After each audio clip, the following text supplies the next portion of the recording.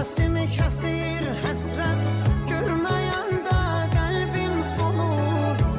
Görəndə gözlərim onu, ruhum bədəni tərk edir. Qovuşmaq çox imkansızdır, aramızda dağlar dayanır.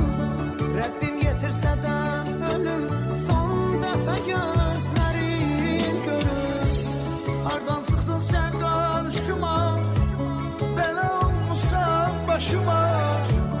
Yadlar məni dəfn edərkən, gəl hələ bax taxtuma.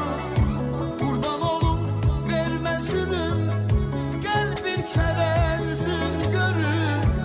Şikəst olub həyat sənsiz, tükənmişəm geri dön gəl. Hardan çıxdın sən